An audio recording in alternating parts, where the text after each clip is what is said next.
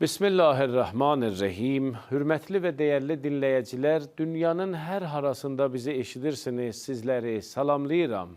Bəhsimizin mövzusu Əhl-i Qubur ziyarətidir. Əhl-i Qubura ən üstün olan və ən değerli olan hədiyələr nə şeylərdilər?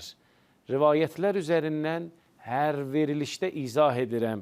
Bu verilişdə də bir maraqlı və değerli nüktəni rivayətlər üzərindən anlatma istəyirəm. O nədir? Ölənlərimizin borcu olsa əgər, borcuların əda eləyək. Bu çox değerli bir əsəri var, çox ağır bir əsəri vardır. İmam-ı Sadiq əleyhissalam buyurur, Əl-mirsadu qənçərətun aləs-sirat. Mirsad nə deməkdir?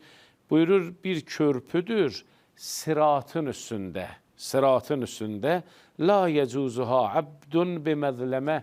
Kimin boynunda başqaların haqqı ola, birine zülm eləmiş olsa, oradan keçə bilməz.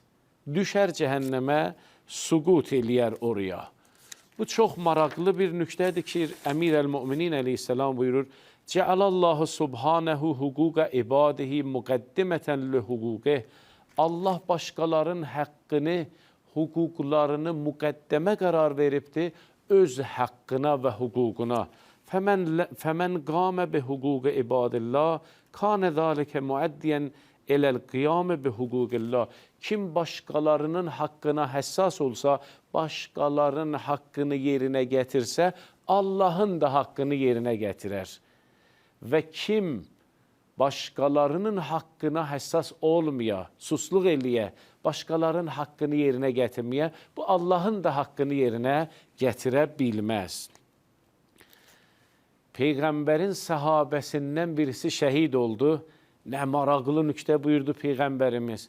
Buyurdu ki, İnnə sahibəku və sahibuhum muhtəbisun ələ babil cənnə. Sizin arkadaşınız cənnətin qapısına kimi yetişib. Cəhənnəm əhli olmadı. Amma cənnətə də daxil olanmadı. Nəyə? Nədən ötürü? Nə səbəb vardır? Çünki bunun boynunda borc vardır. 3 dirhəm bir Yahudiyə borcu vardır. Cəhənnəmə getmədir. Amma cənnətə də daxil olanmadı. Bir mani vardır. O mani nədir? Bir Yahudiyə borcu vardır. Muhtəbisun ələ babil cənnə bi thəlâthəti dərahim li fulanil yəhudi və kanə şəhidən. Şəhid olub, amma bir Yahudiyə borcu var. Cənnətin qapısına kimi yetişə bilib, amma içəriyə qoymurlar biləsini. Bir belə maraqlıdır və həssas, dəyərli bir nüktədir. Başqaların haqqı bizim boynumuzda olsa, cənnətə daxil olanmarıq, madam ki, haqqı sahibləri bizdən razı olmasalar. Amma bir maraqlı sual verirəm sizə, dəyərli dinləyicilər. Əgər başqaların hüququ bizim boynumuzda var, birinin abrısına toxunmuşuq, birinin malından bir ziyan vermişik, birinin qeybətini eləmişik, amma indi pəşimanıq, amma ki, cübran yolu yox, tədarük yolu yox. Ya adamı bilmirik hardadır, ya dünyasını dəyişibdir. Neyniyək Allah, biz peşman olmuşuq. Tövbə etmək istəyirik, amma haqqı sahibinə yolumuz yoxdur. Allahın rəhmət qapısı nə böyük qapıdır. Heç bir kimsə məhid olmur, naümid olmur bu qapıdan. Onun da yolu vardır. Birinci günün duasında, bazar ertəsinin duasında bir cümlə vardır. Bazar ertəsinin duasında. Birinci günün duasına baxın, nə maraqlı nüktədir. Və əsəlükə fi həmli məzalimil ibadə ənna. Allahım ya Rəbb, səndən bir şey istəyirəm. Əgər başqaların hüququ bizim boynumuzda vardır və indi biz onları tədarük edəmərik, abrısına toxunmuşuq, qeybət eləmişik, malına bir ziyan, zərər vurmuşuq, indi neyniyək? Həyyən kanə o meyyitən, o haqq sahibi ölübdür, diridir, فَقَّ. 'Qəsurət yədi və zəqə vus'i. Allah, mənim əlim qıssadır.